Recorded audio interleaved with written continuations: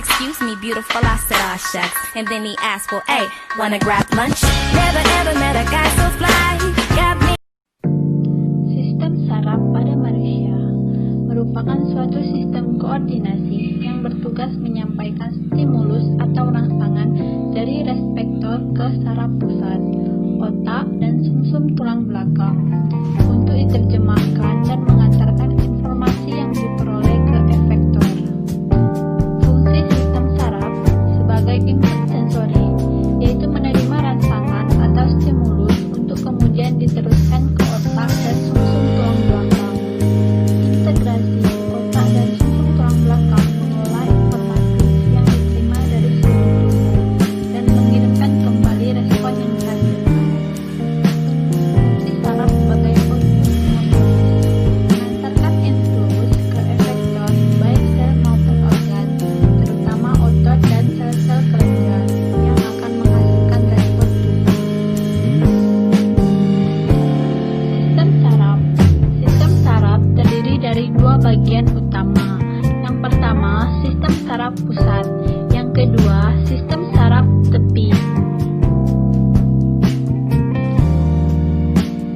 Sistem saraf pusat, lokasi terletak di bagian tengah tubuh, terdiri dari otak dan sumsum tulang belakang.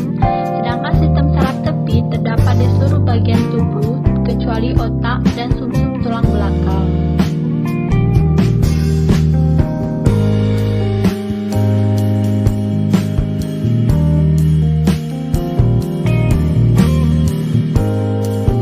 Sistem saraf dibangun oleh jaringan saraf.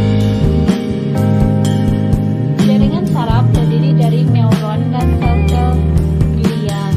Neuron membawa atau mengantarkan impuls saraf.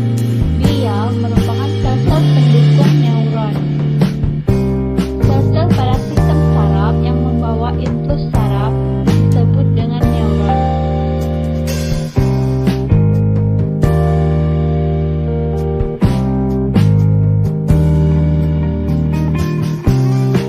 Struktur neuron.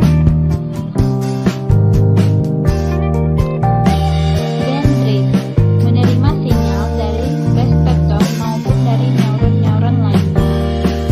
Badan sel terdiri dari nukleus dan organel-organel sel. Akson mengantarkan impuls ke sel-sel neuron lainnya.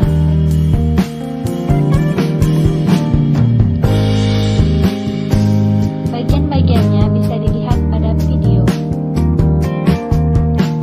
Tipe-tipe neuron berdasarkan fungsinya: neuron motorik, intermediate, dan neuron sensorik. Neuron motorik berperan dalam mengantarkan sinyal saraf dari sistem saraf pusat ke efektor.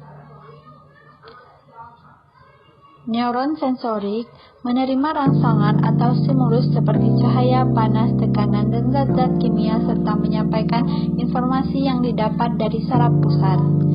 Neuron intermediate berperan dalam membawa impuls saraf di antara bagian-bagian pada sistem saraf pusat. Tipe neuron berdasarkan bentuknya. Ada bipolar, multipolar, unipolar, anaksonik. Bipolar terdiri dari satu akson dan satu dendrit. Akson dan dendrit. Multipolar terdiri dari satu akson dan banyak dendrit. Satu akson dan banyak dendrit. Unipolar memiliki satu akson yang bercabang, hanya memiliki satu akson dan bercabang. Anaksonik terdiri dari banyak dendrit tapi tidak memiliki akson. Bagaimanakah proses penghantaran impuls saraf pada neuron?